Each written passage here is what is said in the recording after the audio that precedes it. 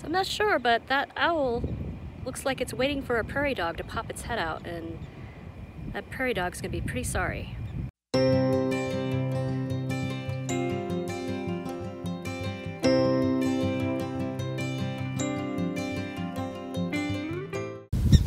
Okay, welcome to this week's episode of Luv Subbin. And this week finds us where? In Kansas. At Prairie Dog State Park.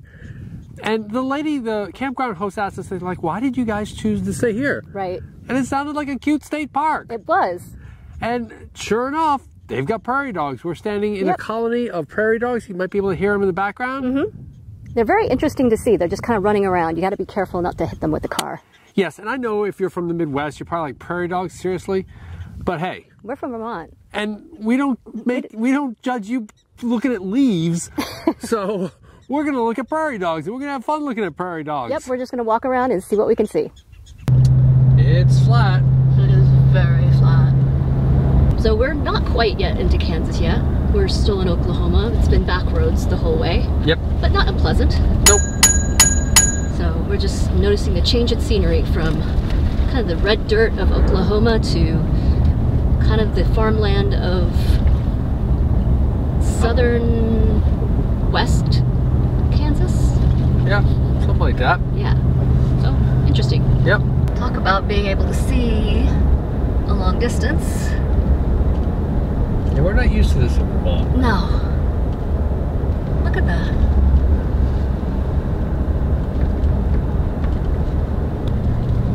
Here's Kansas. Welcome to Kansas, new state. So we were able to see from Oklahoma into Kansas.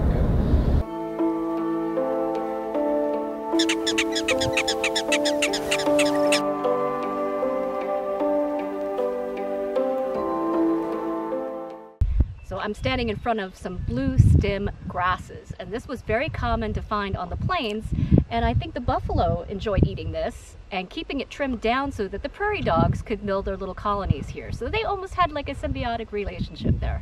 That's pretty cool, and this is certainly indicative of what covered all the Great Plains a long time ago.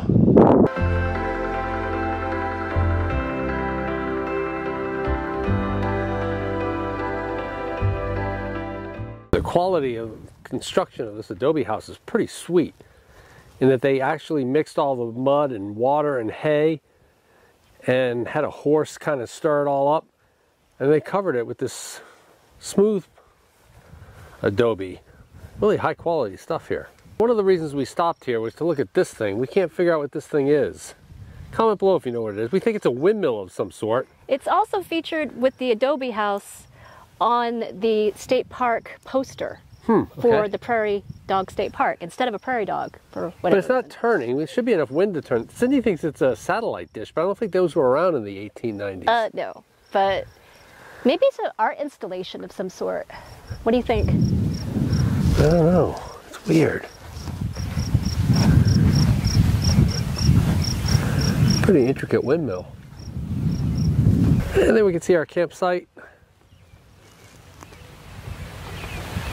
from the Adobe home. All right, let's go ahead and take a look at our campground here at Prairie Dog State Park. It's pretty typical. There's two main camping areas. There's a primitive area, but then there's two main ones. This one here, which has got like 40 something sites and electric and water. The other one, which is a newer one up over there somewhere, has actually full hookups. Full hookups. We just chose we're only here for 2 nights. So there's also a few up back there that offer big pull-throughs, huge pull-throughs. Let's see a picture of them here. They're quite extensive. So yeah, pretty There's typical. a site for anybody here. Yeah, there really is. From primitive all on to if you have a massive rig. Yeah, so we have a corner site number 14. It's got the gravel. And we have a view of the Adobe house. Yes, we do, which we just visited. It's got this weird little structure here. So, you know, one of the things I use to judge a campground is the fire pit, and this place failed miserably. That's just gross. Yeah. Well, if you occupied Site 14 at Prairie Dog Campground just prior to June 11th, and you're a subscriber, go ahead and hit that unsubscribe button. You're not a Luv Subber if you leave a fire pit looking like that, which is just well, plain. I think they had a pretty busy weekend. They did. And as you can see, yeah, the garbage cans is completely full. I think they had a crazy weekend. So. They're completely full, and but there's still no excuse for that. The showers were unacceptable, even though they were like the one-room ones that I like. From a cleanliness standpoint, not a good thing. The only one that was halfway decently clean had a light that didn't come on, and so no one was using it. Yeah. Go figure. So yeah, it's water. The water pressure was 70. I'm going to start going over water pressures now. To give our viewers an idea of the water pressures. Because I used to just put the reducer on all the time, but the reducer along with our narrower hose does reduce the water pressure to the point that it's kind of not really that great. So now I'm checking the water pressure. My standard is if it's below 60, I'll not use the reducer. If it's above 60, I will use the reducer. This one came in at 70. Total dissolved solids of the water, 344 ppm. And we're not boosting with our 30 amp service here. It's been kind of coolish here, so it's been a little break in the weather. Yeah, compared to the 90s, it's actually quite nice. Good surface here, this little rocky kind of stuff. Yeah. And yeah. The site's pretty level. Yep. With only a half a block. Yep, we have a half block. And the nose is down a little bit, but not too bad. Yep, not too bad at all.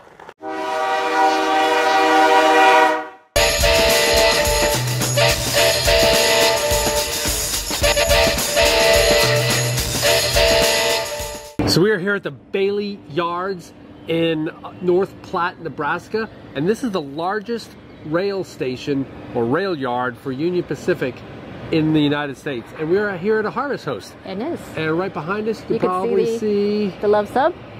And it's got a neighbor. Yes. Somebody else traveling to the international rally from North Carolina. So they're here. You know, harvest hosts.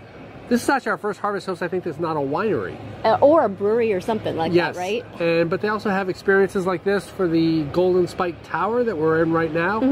And each ticket costs $10 for adults. $10 a piece, which we paid for and bought, which obviously with harvest hosts, you want to be able to support the host. We've done so through the ticket. Yep. And we're going to go ahead and take a look at the yard here. It's going to be fun. So we are on the 8th floor here at the observation tower at the Golden Spike Tower, and this is the windowed version of the observation deck. There is a observation down on level 7 that offers an open air observation desk. And it's beautiful here today, but I'm sure if you're here in February, this would be a much appreciated place to watch the trains. Yes. So, and it's so interesting just to see everything and how far away you can see it. So make sure you bring your binoculars. So we had a great talk with the docent upstairs, and the logistics of this operation is just incredible. Yep. They have the pass-through trains, which are the trains that are grain-filled or coal-filled typically, and those are the ones that are not going to be sorted, disassembled and sorted. They're just going to be refueled, recleaned, the crew changes, all that other stuff, and then they're going to move on. But the real magic here happens with these trains that are to be sorted. So the trains will come in. They'll have cars coming from multiple destinations and multiple contents. And they'll actually be taken and humped. In other words, they're detached from their train that they're coming in from. They're gravity fed. And they're sorted and tagged to the different tracks where they're putting the trains together. And then once all those trains are sorted where they're going, through gravity, which is amazing. And they have brakes on the tracks. On the tracks. I was asking if the cars themselves were braking, but it's actually the tracks that are braking the cars. And they'll be put together. You can see one here, kind of this train right here is coming together and moving out. They have a massive, let's go ahead and take a look at that. They have a massive locomotive servicing area where they can service all the locomotives and fix everything. Right next to it there you have the fueling location where they can fuel up the cars that are the locomotives that are being put together. Those that are passed through, they say, get refueled later on. You can see some of the trains.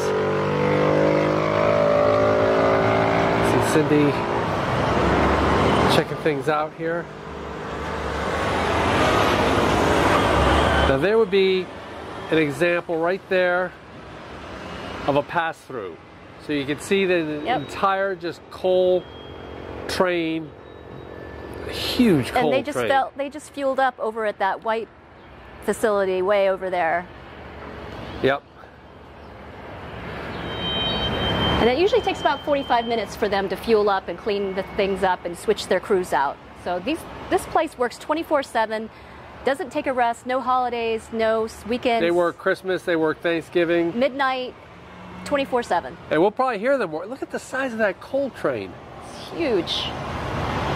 So this coal train is still continuing, and it has at least 4 locomotives in the middle of it. In the middle, I've rarely, I mean, I'm sure I've seen it at some point in my life, but I'm not sure I've comprehended the length of this coal train. It has to be, what, a mile or so, right? Yeah, we'll try and find out how long that thing is. But it's got 2 engines in the center, 1, 2, 3, 4 in the middle, and it's still going. It's still coming.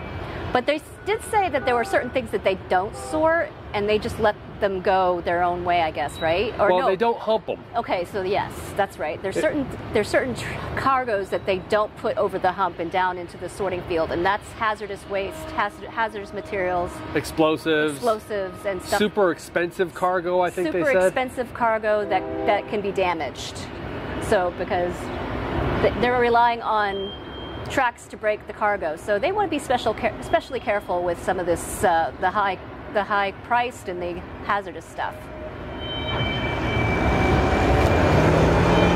You were saying this reminded you a lot of the Sulaks. It is. It's just an example of America's commerce going through and getting transportation. I just find it fascinating. The amount of commerce that's coming through here.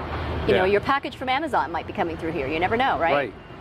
And the amount of, like you say, the commerce, between the Sulaks, and it's just incredible. Yeah, Make sure you check out our Sulaks video to see what a lock looks like. This is endlessly fascinating. I think it's just something fun to look at.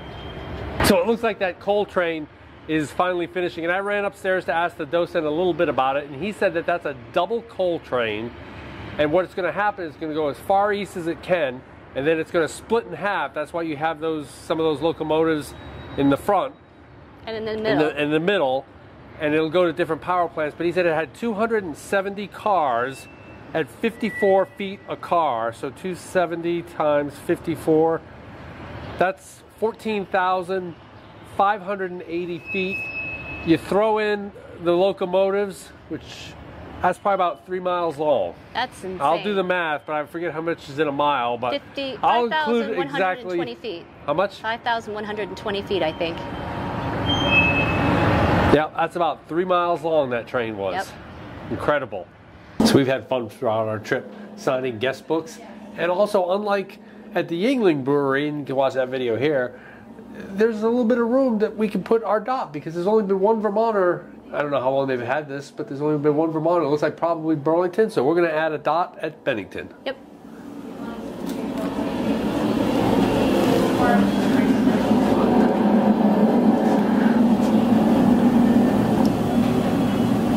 There's our Bennington dot, which looks like it covers from Bennington to Brattleboro and on up to... Yeah, it looks like it covers almost Okemo almost. Yep. Definitely Arlington and Manchester. Cool. It shows you how far we've come. Okay, I have to admit, I thought this was where the Golden Spike was driven when they joined the East and West rail lines for the first transcontinental railroad. That happened in Utah, not here.